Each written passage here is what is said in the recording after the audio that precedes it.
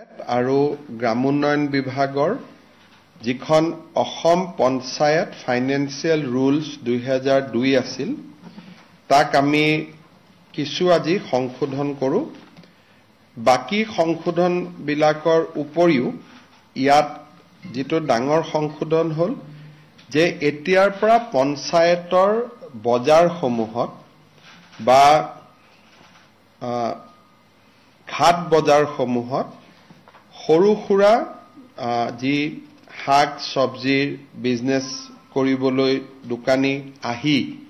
বহেহি তেনেকুৱা দোকানী সমূহৰ পৰা লেচি সমূহে কোনো কৰ সংগ্ৰহ কৰিব নোৱাৰিব পাৰ্মানেন্ট যিকেটা ঘৰত পাৰ্মানেন্টলি কোনোবাই দোকান কৰি আছে তাতে তেওঁলোকে ট্যাক্স কালেকশন কৰিব পাৰিব কিন্তু যিখিনি petty household produce vegetable agricultural dairy products লৈ আহে তামোল পান দৈ টেকেলি এইবিলাকত আগতে যিবিলাক মহলদাৰ সকলে টকা পইচা তুলিছিলে আজিৰ কেবিনেট সিদ্ধান্তৰ ফলত সেই দুখীয়া ব্যৱসায়ী সকলৰ পৰা মহলদাৰ সকলে টকা তুলিব নোৱাৰিব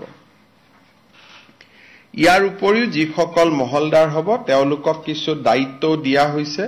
যাতে বজাৰখন সাফ চিকুণ কৰি ৰাখে আৰু বজাৰৰ মহলদাৰ সমূহে যাতে বাকি দোকানীৰ পৰা অতিৰিক্ত টকা তুলিব নোৱাৰে তাৰ বাবেও আমি প্ৰত্যেক বাৰে নতুন বজাৰ লোৱাৰ আগতে পুলিশ ভেৰিফিকেশনৰ ব্যৱস্থা কৰিছো